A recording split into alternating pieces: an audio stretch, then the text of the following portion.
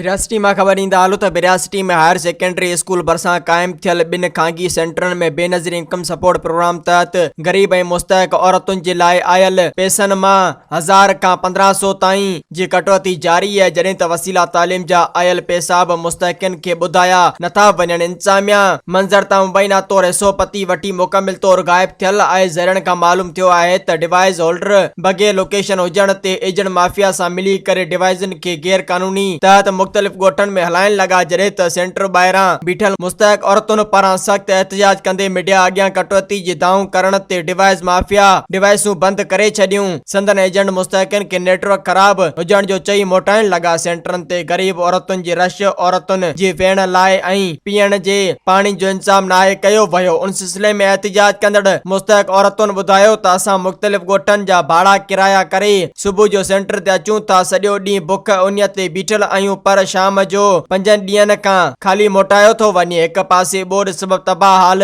बणियल आहियूं त वरी ॿिए पासे महांगाई सबब असां जा बच्चा बुखूं काटण ते मजबूर आहिनि। हिननि चयो त डिवाइस माफिया एजेंटन पारां ॾिनल कार्ड कढण में मसरूफ़ आहिनि, जेके 1000 खां 1500 रुपयनि जी कटौती करे रहिया आहिनि।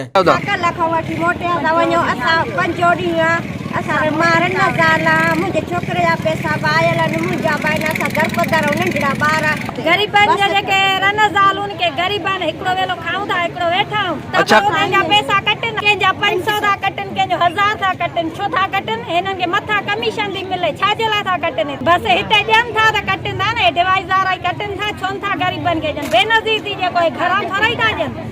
5 ॾींहं आहे बसि वेहारे कार्ड खयूं था अचनि, एतिरा पंहिंजा था उहे कढी ॾियनि था, असांखे मोटाए था चवनि था कार्ड वठी वापसि बि था शाम जो ॾियनि, सिज लहे थो पाग बुख उन ते मोटी था वञूं। Soomro 3D wallpaper and PVC panel shop दे रहा है सबसे अच्छी सर्विस, बेहतरीन क्वालिटी के आला मयार वॉलपेपर और सीलिंग खूबसूरत डिजाइन और कलर्स में दस्तयाब है। हर किस्म के PVC वॉलपेपर्स और सीलिंग लगवाने के लिए हमसे राब्ता करें। हैदराबाद, कासिमाबाद, लतीफाबाद, जामशोरो, मीरपुर खास और सिंध के मुख्तलिफ शहरों में सर्विस मौजूद है। Soomro 3D wallpaper and PVC panel. राब्ता नंबर रंजन अली सोमरो 0333 370 2516, व्हाट्सएप 0333 370 7886। मज़ीद ख़बरनि ऐं तफ़सीलात लाइ विज़िट कयो असांजी वेबसाइट www.awamiNewsHD.com ऐं ॾिसंदा रहो अवामी न्यूज़ HD।